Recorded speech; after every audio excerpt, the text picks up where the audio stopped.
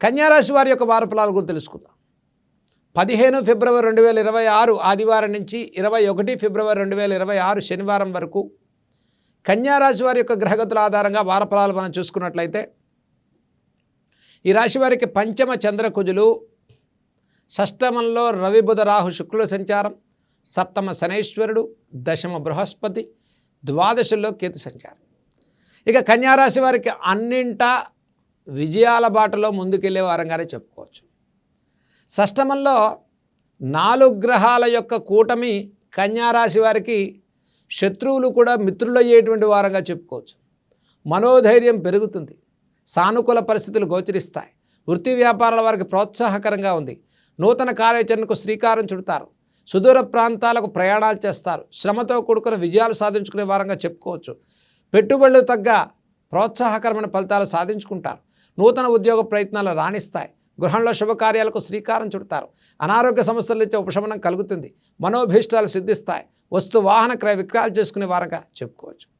ఇక కన్యారాశి వారికి దశమ బృహస్పతి యొక్క సంచారం వల్ల మీరు ప్రయత్నం చేసే ప్రతి పనిలో కూడా నష్టాలు తగ్గి విజయాల బాటలో ముందుకెళ్లే వారంగా ఈ వారం కన్యారాశి వారికి చెప్పుకోవచ్చు.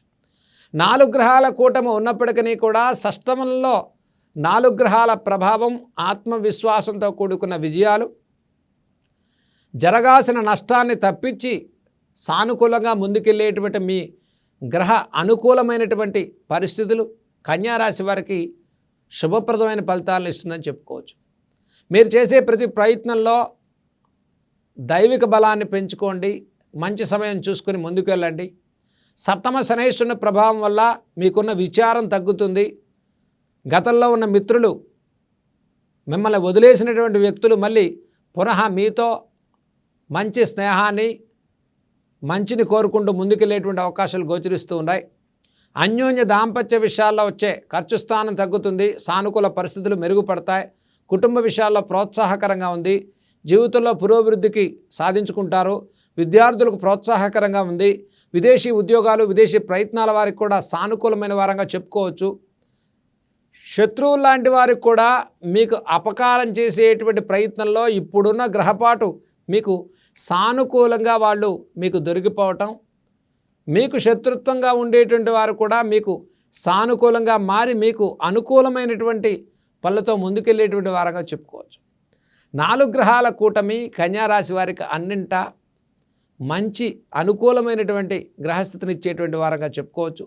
ఇక పంచమిలో ఉండే చంద్రకుజుల యొక్క సంచారం ఈ వారం ప్రారంభం కన్నా వారాంతంలో అన్నింటా శుభప్రదమైన సానుకూలమైన పరిస్థితులు గోచరించే వారంగా కన్యారాశి వారికి ఈ వారం చెప్పుకోవచ్చు.